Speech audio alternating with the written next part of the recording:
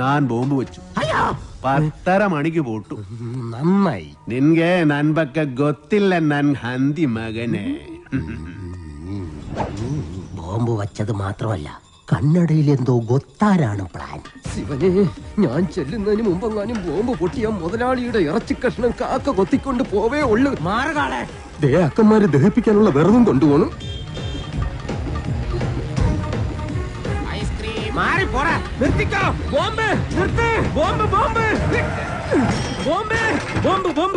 മുതലാളി ഇറങ്ങി വന്നേ.